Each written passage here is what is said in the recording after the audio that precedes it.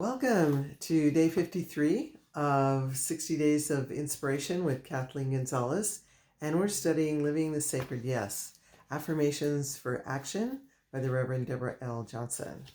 And today's reading, When Ideas Are Shared. The more an idea is shared, the greater is its realm of expression. The thoughts I think do not belong to me exclusively. My every thought fuels the collective consciousness. The vibration I set into motion impacts others as well as myself. Since harboring an idea is enough to bring it into manifestation, I am vigilant over the ideas that hold my attention. I join the conspiracy of thoughts, holding the space for the unfoldment of the divine. I choose to align with the vibratory patterns that support well-being. I am an instigator of goodwill everywhere I go, and I vow to be part of creating heaven right here on earth.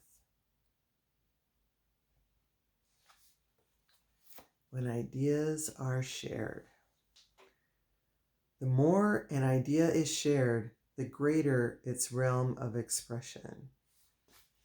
And that's so obvious today. I think 20 years ago when this book was written, things didn't go viral every day. And now we know, we understand how an idea can go viral.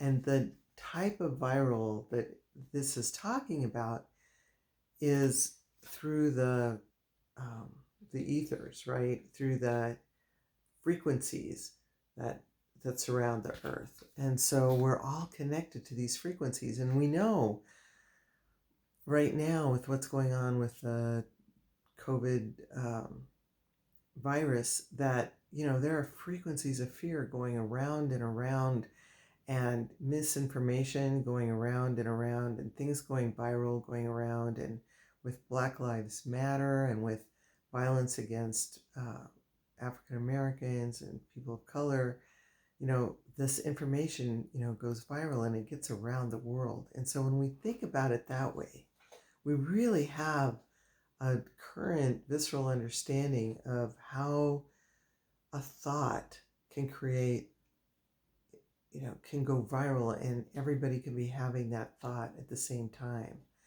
And if we think about it or have the realization that that happens all the time, whether it's online or not, then it's easier to take responsibility for our thoughts and really be very careful about what thoughts we hold, because with the assumption that all thoughts go viral, all thoughts are in the ethers, and that old adage, you get what you ask for.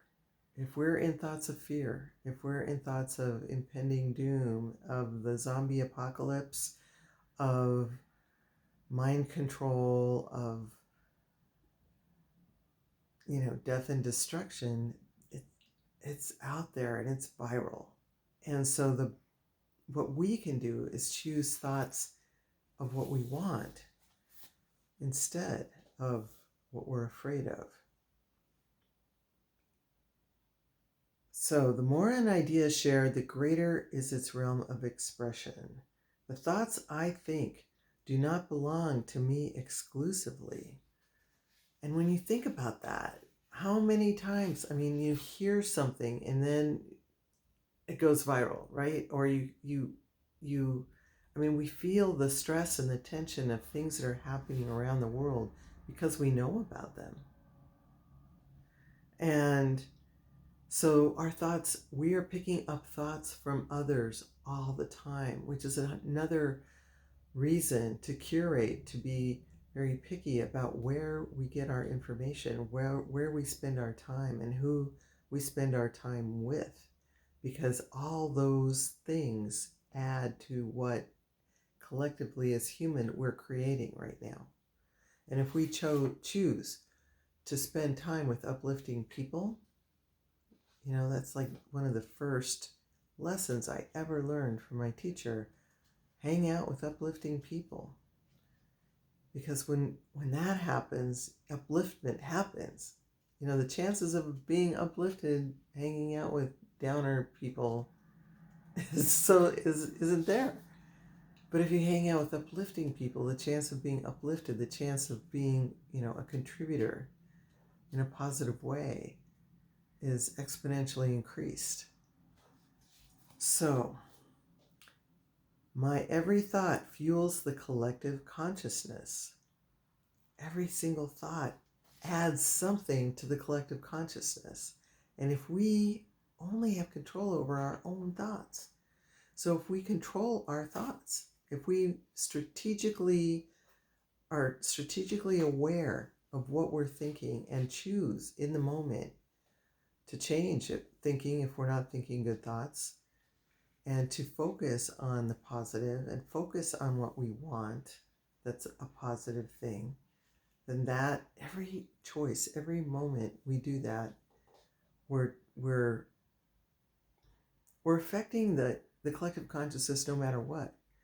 But every moment we have the awareness that we're doing that and we make a choice to do it in a positive way is part of, I think, the legacy we were talking about yesterday, of what legacy we're leaving in the world.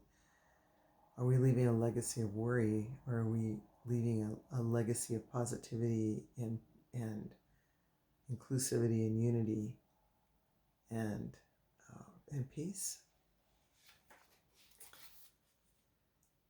The vibration I set into motion impacts others as well as myself. So we have to remember that, it's actually a personal responsibility, because everything we think does have an effect on everyone else. And we're seeing, the collective effect of the fear that's going around the world right now around this virus, and the angst that's going around this world because of programmed racism and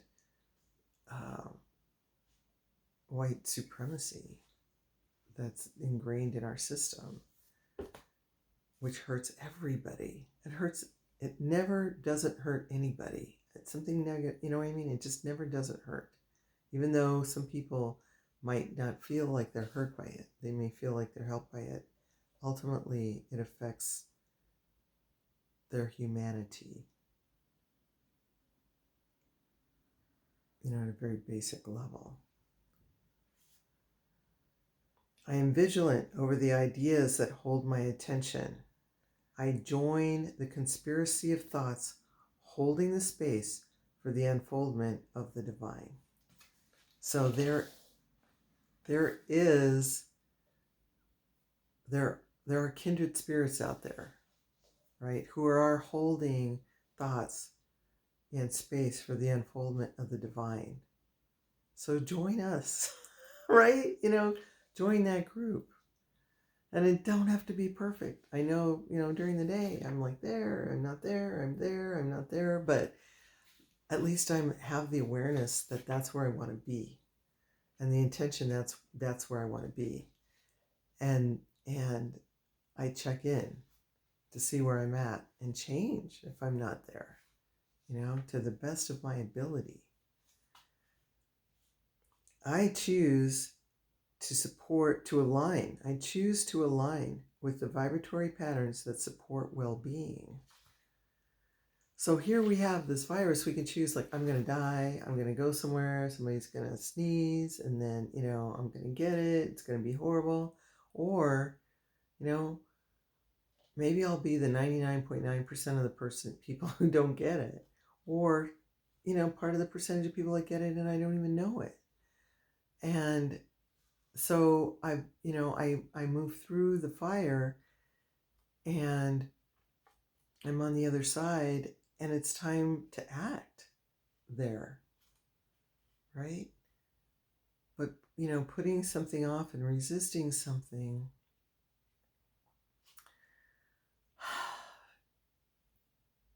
it doesn't make it go away. So I don't know the answer to this. other than if I align with the vibratory pattern that supports well-being, the chances of me being well at the end of this are much higher, because we really do get what we ask for. So if we're constantly worried about being ill, we bring on illness. And if we constantly